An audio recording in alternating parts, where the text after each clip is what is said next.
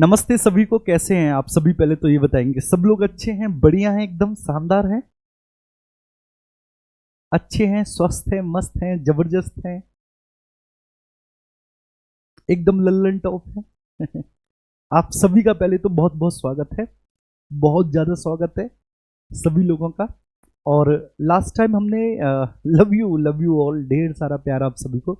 आज मैं थोड़ा सा काला आ रहा हूँ, पता नहीं क्या हो गया यार इसमें कैमरे में, आज मुझे ज़्यादा करिया दिखा रहा है। चलिए जी, करते हैं कोशिश थोड़ा सा गोरा होने की। रुको एक सेकंड यार, नीला सा दिखा रहा है यार ये।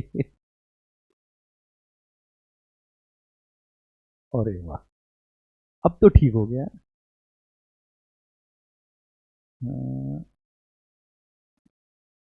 अब ठीक है इतना, अब ठीक है ना? ओके। तो सभी अच्छे हैं, सभी मेरे प्यारे बच्चे बहुत बढ़िया हैं, बहुत शानदार हैं। प्लीज एक बार बताएंगे। अरे वाह, चले, आपको भी बहुत बहुत प्यार, बहुत बहुत सवासीस, ढेर सारा, ठीक है ना? चलिए चलते हैं। तो ये बताओ, लास्ट टाइम हमने, ठीक है, कहाँ तक कर लिया था? अरे, इसमें तो मैंने ऐड ही नहीं की फाइल।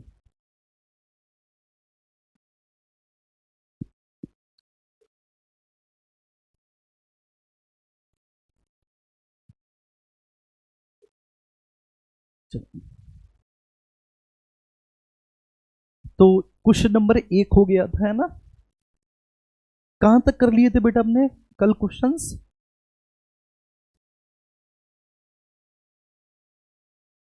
ये हो गया था, ये भी हो गया था, ये क्वेश्चन हो गया था, है ना? कि ये सभी जो है ना करेक्टली मैच है। आयोडीन 131 हम यूज करते हैं थायराइड कैंसर के उपचार में, थायराइड कैंसर के ट्रीटमेंट में। कोबाल्ट 60 वेल्डिंग में दरारों की जांच करने के लिए यूज होता है। और कार्बन 14 जो फॉसिल्स होते हैं, कार्बन डेटिंग मतलब आयु का निर्धारण करने के लिए हम करते हैं। चलिए,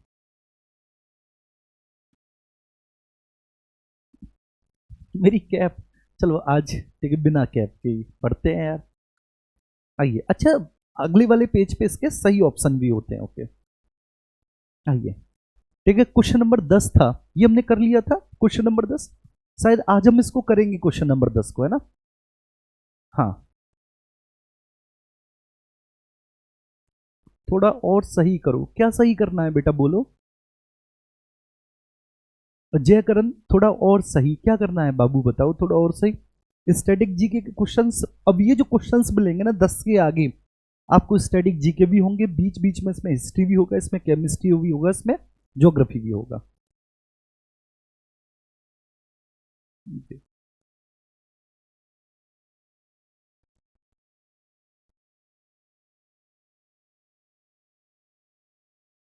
है ना, मुझे याद है यार, ऐसे थोड़ी नहीं। अच्छा, अगर ये कल हो गया था तो बताओ, ठीक है ना? इसमें भारत ने टोटल 6 पदक जीते और मनु भाकर ने 2 ब्रॉन्ज मेडल जीते थे। बिल्कुल सही बात है, एक इंडिविजुअल और एक, ठीक है ना, संयुक्त कैटेगरी में, एक ज्वाइंट कैटेगरी में इन्होंने जीते। ठीक है, पदक तालिका में भारत 71, ठीक है ना, 71वें स्थान पर रहा था, ये बात बिल्कुल सही है। और नीरज चोपड़ा ने भाला फेंक प्रतियोगिता में सिल्वर मेडल जीता था। इस बार वे पाकिस्तान के जेवलिन थ्रोअर से हार गए थे, तो उन्होंने सिल्वर मेडल जीता था। तो इसमें 1 और 3 जो होंगे वो आपके बिल्कुल सही होंगे। Option B will be right answer, 1 और 3 आपका बिल्कुल सही होगा। ठीक है, क्लियर है, ये बात सभी को समझ में आ रही है यहां तक, सभी प्यारे छोटे मुन्नाओं को? आइए, अब इसके बाद अगले प्रश्न पर चलते हैं। अगला प्रश्न आपकी स्क्रीन पर है, क्रिकेट का जो टाइम आउट नियम है, ठीक है, क्रिकेट के टाइम आउट नियम के संदर्भ में आपसे पूछा। और ऐसे स्पोर्ट्स के नियम जो है वो आपके एग्जाम में बहुत अच्छे से आते हैं। ठीक है, एडिक्विटी ने ऐसे प्रश्न पूछे हैं, एडिक्विटी ने ऐसे क्वेश्चंस को पूछा है, तो इसलिए हम यहां पर बहुत अच्छे से फोकस करेंगे। क्रिकेट का जो टाइम आउट वाला नियम है उसके संदर्भ में निम्न कथनों पर विचार कीजिए। बल्लेबाज को टेस्ट मैचों में 3 मिनट के भीतर अगली गेंद खेलने के लिए तैयार होना चाहिए। ठीक है, क्या बात सही है मेरे प्यारे बच्चे? बताएंगे, ठीक है ना?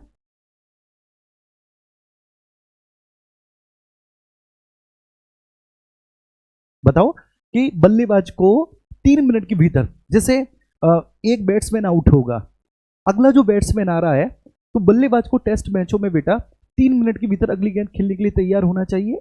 गलत हो गया मेरे प्यारे बच्चे, ये 2 मिनट के भीतर, 2 मिनट, ठीक है, ध्यान रखना 2 मिनट के भीतर है।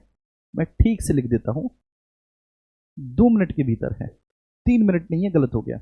2 मिनट के भीतर है टेस्ट मैच में, और 2 मिनट के भीतर है आपका ओडीआई में, 2 मिनट के भीतर है। लेकिन 1.5 मिनट है आपका T20I में, ये 1.5 मिनट T20I में है, T20 में, T20 में समय कम होता है ना, तो इसलिए 1.5 मिनट के भीतर T20 में बल्लेबाज को बिल्कुल एकदम तैयार रहना चाहिए। तो ये है T20 अंतरराष्ट्रीय मैचों में यह समय सीमा 90 सेकंड है। 90 सेकंड, यस, 1.5 मिनट है, बिल्कुल सही है। एंजेलो मैथ्यूज अंतरराष्ट्रीय क्रिकेट में इस नियम के तहत आउट होने वाले पहले खिलाड़ी हैं। जी हाँ, श्रीलंका के खिलाड़ी थे एंजेलो मैथ्यूज, और वो अंतरराष्ट्रीय क्रिकेट में इस नियम के तहत आउट होने वाले बिल्कुल पहले खिलाड़ी थे। ठीक है, वो कब आउट हुए थे इस नियम के तहत? 2023 वर्ल्ड कप में, 2023 का वर्ल्ड कप था। आप लोग क्रिकेट तो खेलते ही हो गए है ना। 2023 का वर्ल्ड कप था मेरे प्यारे बच्चे, और 2023 के वर्ल्ड कप में आउट होने वाले वो ऐसे पहले खिलाड़ी बने। तो यहां पर हम देखेंगे 2 और 3 आपका सही होगा। अब आप देखेंगे 2 और 3 कहां पर है? ऑप्शन बी, 2 और 3, तो option B will be right answer. Okay, clear है, सभी को समझ में आया? अगला प्रश्न है आपका, सिंधु घाटी सभ्यता के धार्मिक विश्वासों के बारे में कौन से कथन सत्य हैं? Which statement is true about the religious belief of the Indus Valley civilization? उन्होंने विशाल मंदिरों का निर्माण किया जहां वह मूर्तियों की पूजा करते नहीं। सिंधु सभ्यता के लोग जो हैं मेरे प्यारे बच्चे, उन्होंने ना तो कोई विशाल मंदिरों का निर्माण किया, मंदिरों का एक्चुअली जो निर्माण हुआ है वह गुप्ता पीरियड में हुआ है। मंदिरों का निर्माण गुप्ता पीरियड में हुआ है। ठीक है, तो ये कहना कि विशाल मंदिरों का निर्माण किया जहां वे मूर्तियों की पूजा करते थे, ये गलत है। पीपल के पेड़ और पशुपति देव की पूजा के साक्ष्य मिले हैं। जी हाँ, पीपल, वृक्षों में पीपल के वृक्ष को, ये ध्यान रखना, मातृ देवी की पूजा करते थे, ऐसा साक्ष्य मिला है। ठीक है, वृक्षों में उन्होंने पीपल के वृक्ष की पूजा की। शायद उनको पता चल गया होगा कि 24 घंटे ऑक्सीजन देता है, तो पीपल के वृक्ष, और यहां पर उन्होंने पशुपति देव की पूजा की। ठीक है, ऐसा सिंधु सभ्यता की जो आपकी मोहर है उनसे इस बात की हमें जानकारी मिलती है। ठीक है, तो ये सही है, बिल्कुल बी बिल्कुल सही है, ये गलत हो गया। उनके धर्म में पशु बलि का कोई स्थान नहीं था, ये गलत है मेरे प्यारे बच्चे, ऐसे साक्ष्य मिले हैं। तो ये कहना कि उनके धर्म में पशु बलि का कोई स्थान नहीं था, क्या इसमें कूट है? नहीं, कूट नहीं है, तो ये गलत हो जाएगा।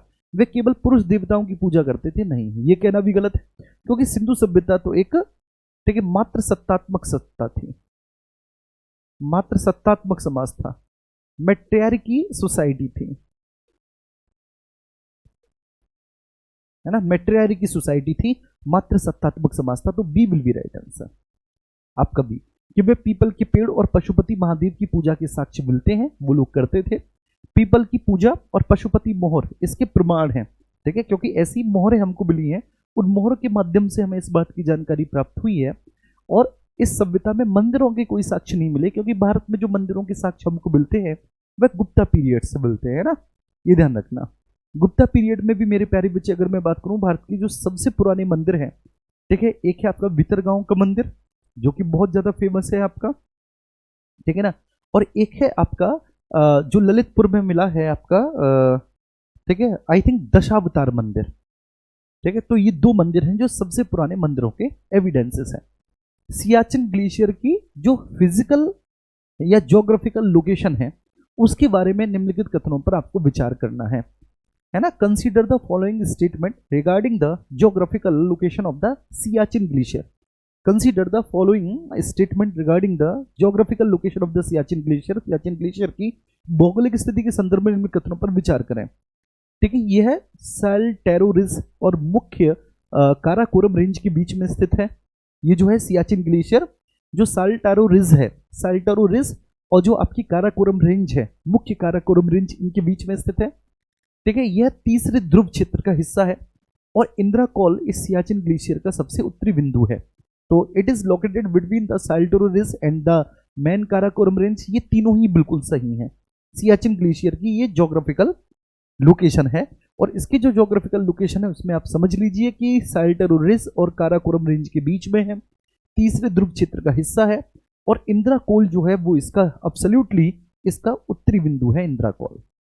क्लियर है? ये बताइए समझ में सभी को मेरे प्यारे बच्चे, एक बार बोलेंगे क्लियर है? आइए इसके बाद अगले प्रश्न पर चलेंगे।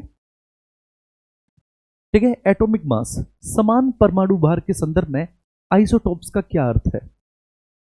ठीक है, समान परमाणु भार के संदर्भ में आइसोटोप्स का क्या अर्थ है?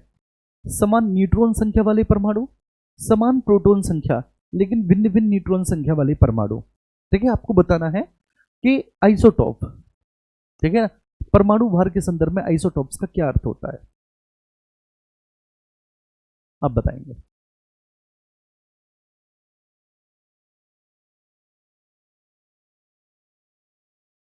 ठीक है, देखो समस्थानिक, आइसोटोप्स मींस बेटा समस्थानिक। समस्थानिक, समस्थानिक कौन होते हैं? जिनके परमाणु क्रमांक समान होते हैं, है ना बेटा, परमाणु क्रमांक समान है और ये एक ही तत्व के परमाणु हैं जिनके एटॉमिक नंबर समान है, परमाणु क्रमांक समान है, लेकिन बेटा द्रव्यमान संख्या अलग अलग है। इनकी द्रव्यमान संख्या अलग अलग है, असमान है। द्रव्यमान संख्या अलग अलग क्यों हुई, आप बताएंगे।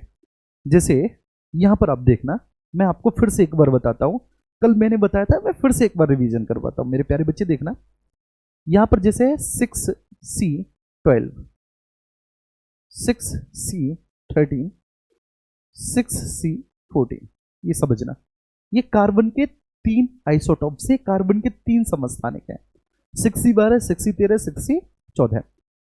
अब यहां पर ये जो है, ठीक है, 6, ये क्या है भैया? परमाणु क्रमांक है। ये परमाणु क्रमांक है, ये एटॉमिक नंबर है, इसको जेड से रिप्रेजेंट करते हैं। ठीक है, और ये क्या है ऊपर वाले? ये भैया द्रव्यमान संख्या है ना भैया जी? ये क्या है? ये द्रव्यमान संख्या है, इसको ए से डिनोट करते हैं। अब ये ध्यान रखना है कि द्रव्यमान संख्या आखिर होती क्या है। कोई भी आपसे पूछे कि द्रव्यमान संख्या ए कैसे बनती है, तो आप कहेंगे द्रव्यमान संख्या ए जो बनती है वो बनती है number of proton plus number of neutron से। द्रव्यमान संख्या, कोई भी आपसे पूछे कि बताओ भाई परमाणु क्रमांक कैसे बनता है, आपसे पूछे कि बताओ बेटा परमाणु क्रमांक जेड कैसे बनता है, तो आप कहेंगे नंबर ऑफ, देखिए प्रोटॉन, जो प्रोटॉन की संख्या होगी, नंबर ऑफ प्रोटॉन से परमाणु क्रमांक, नंबर ऑफ प्रोटॉन और नंबर ऑफ न्यूट्रॉन से आपकी द्रव्यमान संख्या।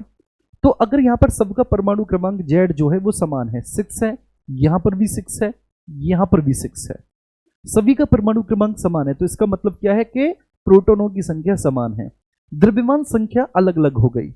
द्रव्यमान संख्या क्यों अलग अलग हो गई? क्योंकि इसमें आप देखेंगे, यहां पर आप देखेंगे मेरे प्यारे बच्चे, तो इस वाले में 6 प्रोटॉन है और 6 ही न्यूट्रॉन है। इस वाले में आप देखेंगे 6 तो प्रोटॉन है लेकिन 7 न्यूट्रॉन है। इसमें आप देखेंगे प्रोटॉन 6 है लेकिन न्यूट्रॉन 8 है। तो न्यूट्रॉनों की संख्या अलग अलग है ना, न्यूट्रॉनों की संख्या अलग अलग होने से बेटा द्रव्यमान संख्या बदल गई।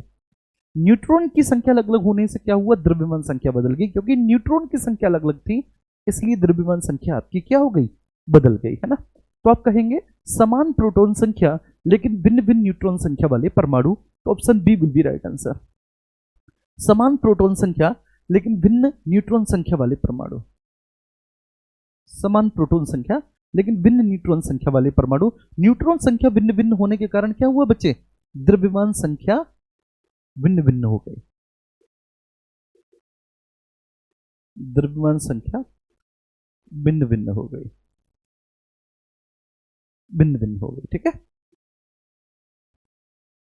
अगले प्रश्न पर चलते हैं। अगला प्रश्न आपकी स्क्रीन पर है।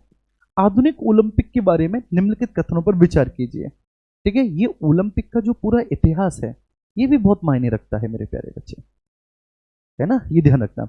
तो इसके बारे में आपको निम्नलिखित कथनों पर विचार करना है।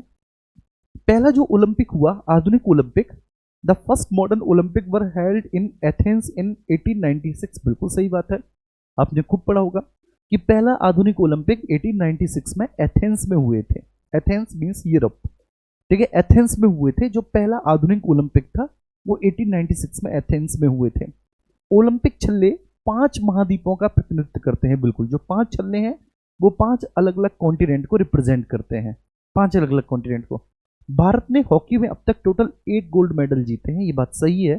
तो यहां पर तीनों ही स्टेटमेंट आपके सही होंगे, 1, 2 और 3। यहां पर तीनों ही स्टेटमेंट आपके सही होंगे।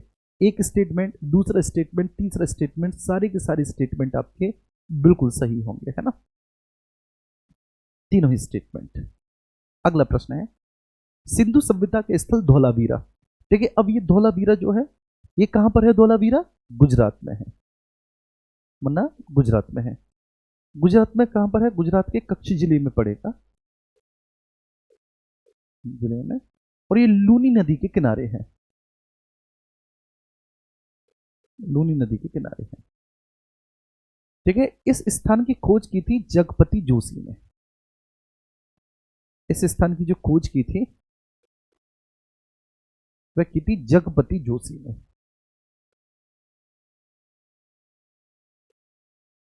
जोशी ने खोज, और इसके जो उत्खनन करता थे, इस स्थान की जो उत्खनन करता थे वह थे रविंद्र सिंह बिष्ट।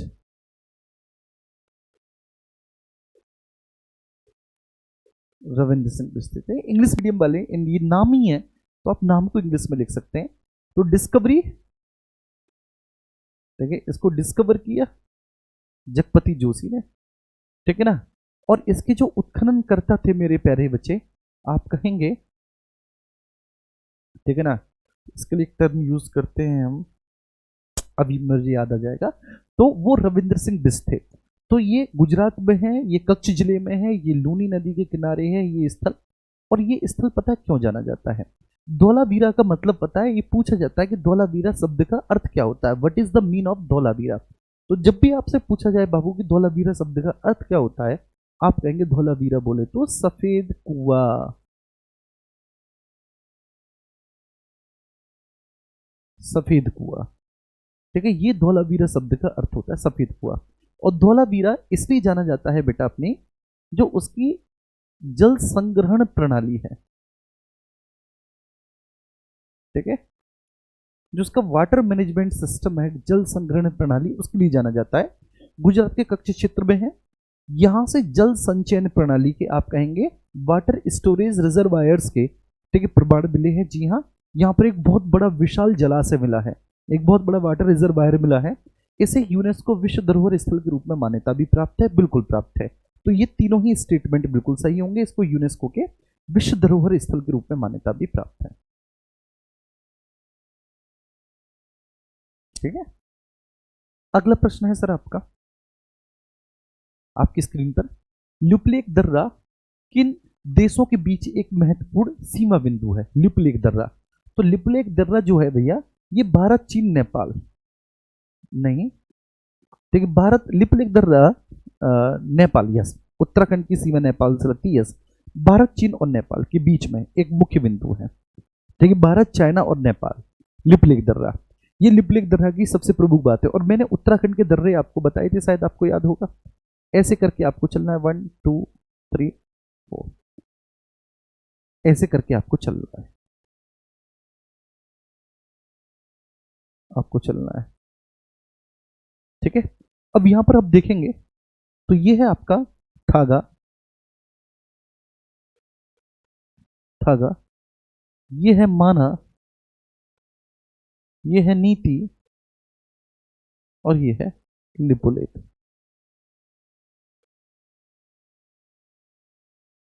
थागा, माना, नीति, लिपुलेख, ठीक है। और ये लिपुलेख दर्रा जो है मेरे प्यारे बच्चे, अब इस तरफ देखिए, यहां पर आपका भारत है, उत्तराखंड भारत, यूके उत्तराखंड है, ये जो है यहाँ पे चाइना है, प्लस ये लिपुलेख वाला जो पोर्शन है ये यहाँ पे नेपाल भी आ जाता है। तो नेपाल के बीच में भी रास्ता उपलब्ध कराता है लिपुलेख दर्रा। तो भारत, चीन और नेपाल बिल्कुल आपका सही होगा। अगले प्रश्न पर चलेंगे। अगला प्रश्न है, आपको सारे दर्रे तो हमने कल याद करा दिए थे, है ना।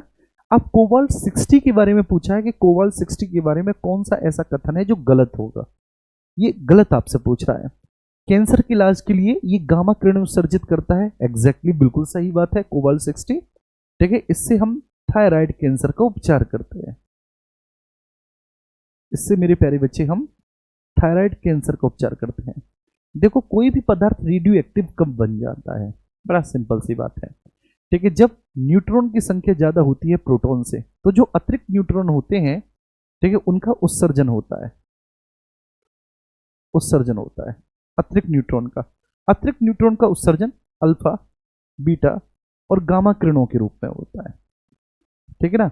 और वो अतिरिक्त न्यूट्रॉन जो होते हैं वो लगातार उत्सर्जित होने के बाद अल्फा, बीटा और गामा रेडिएशन के तौर पर वो कोशिश करते हैं कि बेटा नंबर ऑफ प्रोटॉन्स के बराबर आने के लिए, उसके इक्वल होने की कोशिश करते हैं। तो ये गुण जो होता है, जब तक अल्फा, बीटा और गामा रेडिएशन इससे, ठीक है, उत्सर्जित होता है, जब तक अल्फा, बीटा और गामा रेडिएशन उससे उत्सर्जित होता है, तो इसी को हम रेडियो एक्टिव गुण कहते हैं और इसी को रेडियो एक्टिविटी कहा जाता है। रेडियो एक्टिविटी इसी को कहा जाता है। तो ये कैंसर के इलाज के लिए गामा किरण उत्सर्जित करता है। जी हाँ, थायराइड कैंसर के लिए इसका यूज किया जाता है। इसका उपयोग वेल्डिंग में दोषों का पता लगाने के लिए और जो इंडस्ट्रियल रेडियोग्राफी है उसमें भी किया जाता है। ये भी बात सही है। ये इसका सेकंड यूज है, इसका दूसरा यूज है कि हम इसका उपयोग वेल्डिंग में दोषों का पता लगाने के लिए और जो इंडस्ट्रियल रेडियोग्राफी है, इंडस्ट्रियल रेडियोग्राफी में भी इसका प्रयोग करते हैं। ये प्रकृति में प्रचुर मात्रा में पाए जाने वाला कोबाल्ट का स्थिर रूप है। ये कहना कि स्थिर रूप है नहीं बच्चे, ठीक है। ये कोबाल्ट का स्थिर रूप कैसे होगा, ठीक है। ये तो एक रेडियो एक्टिव आइसोटॉप्स है मेरे प्यारे बच्चे, है ना। ये कैसा है, ये एक तो, ठीक है, रेडियो एक्टिव आइसोटॉप्स है, रेडियो एक्टिव आइसोटॉप है। और मैं आपको एक और बात बता दूं, ये नेचुरल नहीं है, ये आर्टिफिशियल है। कोबाल्ट 60, यस, ये आर्टिफिशियल है। ये कोबाल्ट 59 से बनाया जाता है। किससे बनाया जाता है सर? ये कोबाल्ट 59 से बनाया जाता है। कोबाल्ट 59 पर जब हम न्यूट्रॉनों की बम्बार्डिंग करते हैं तब ये बनता है।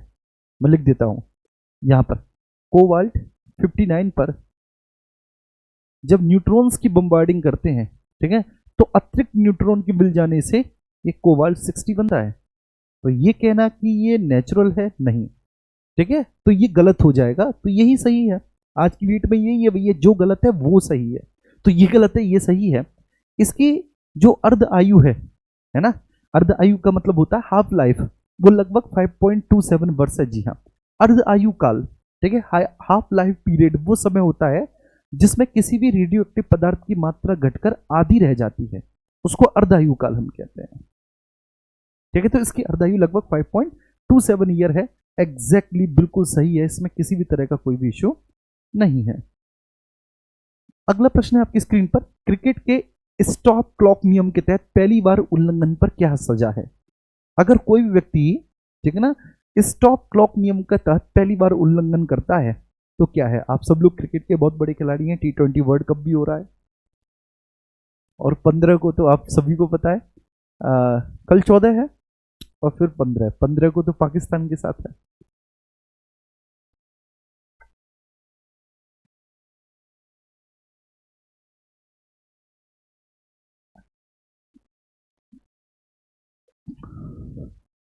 बताना है आपको, ठीक है, योर टाइम स्टार्ट नाउ।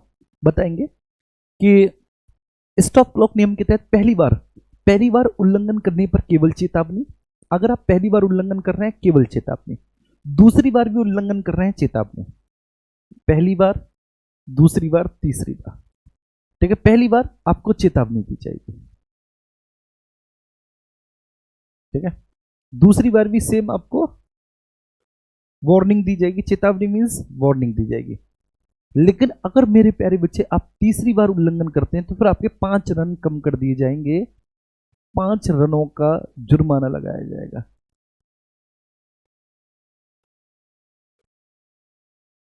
जुर्माना लगाया जाएगा, 5 रनों का जुर्माना, ठीक है। तो पहली बार पर यह है क्वेश्चन नंबर 19, पहली बार पर चेतावनी वार्निंग, दूसरी बार पर भी वार्निंग, तीसरी बार अगर करते हैं तो भाई 5 रनों का जुर्माना आप पर लगेगा। देखो पहली और दूसरी बार उल्लंघन करने पर केवल आपको वार्निंग दी जाएगी कि आपने एक बार कर लिया, आपने 2 बार कर लिया, केवल वार्निंग। उसके बाद फिर 5 करोड़ का जुर्माना। हड़प्पा सभ्यता के पतन के कारणों के बारे में निम्नलिखित पर विचार कीजिए। ठीक है, हड़प्पा सभ्यता के पतन। ठीक है, अब विद्वानों में ऐसी मान्यता है कि हड़प्पा सभ्यता का पतन जो हुआ वो जलवायु परिवर्तन और नदियों के सूखने से हुआ। ठीक है, बाहरी आक्रमण आर्यों के आगमन से भी हुआ और बाढ़ और पारिस्थितिकी असंतुलन से भी ये हुआ था। तो इसमें सही है, ठीक है ना, लेकिन एक कोई सॉलिड एविडेंस नहीं है मेरे भाई कि एग्जैक्टली इस तरह से हड़प्पा सभ्यता का पतन हुआ, इस तरह से सिंधु घाटी की सभ्यता पतनशील हुई। कोई भी एक सॉलिड एविडेंस नहीं है, तुम्हारी कसम। क्लियर है? तो सॉलिड एविडेंस कोई भी नहीं है, केवल अनुमान लगाया जा सकता है कि भाई ऐसे ऐसे हुआ है। अगला प्रश्न है, मानादर्रा कहां पर है? उत्तराखंड में है मानादर्रा। सिक्किम में आप लिखेंगे, सिक्किम में कौन कौन से हैं? जेलेपला और नाथुला। जेलेपला और नाथुला सिक्किम में है ना। चलिए, ठीक है ना।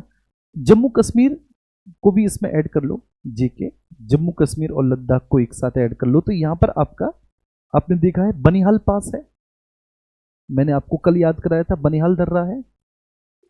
इसमें आपका पीर पंजाल दर्रा है, बुर्जिल दर्रा है, बुर्जिल दर्रा है। इसमें आपका जोजिला दर्रा है भाई, और इसमें काराकोरम है, काराकोरम दर्रा है। ये एक्चुअली प्रमुख दर्रे हैं। ये कैसे हैं बाबू? ये प्रमुख दर्रे हैं। ठीक है, अब अरुणाचल में आपने देखा था बाईडीपी, बाईडीपी से याद किया था, बूमला यांग्याप। ये यांग्याप वो दर्रा है जिससे ब्रह्मपुत्र नदी अरुणाचल प्रदेश में प्रवेश करती है। दिफू पांगसाड़,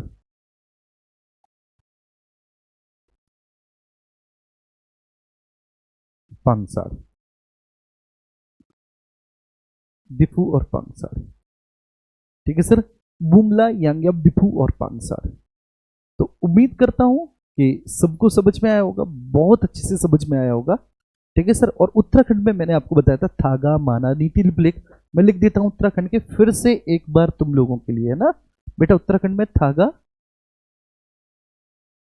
माना, नीति,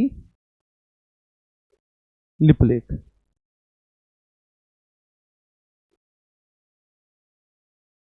थागा, माना, नीति, लिपलेख। माना अनजान है तू मेरे वास्ते, माना अनजान हूं। तो ये वो वाला माना नहीं है ठीक है, दिस इज अ माना पास, दिस इज अ माना पास। ओके, अगले क्वेश्चन पर चलते हैं।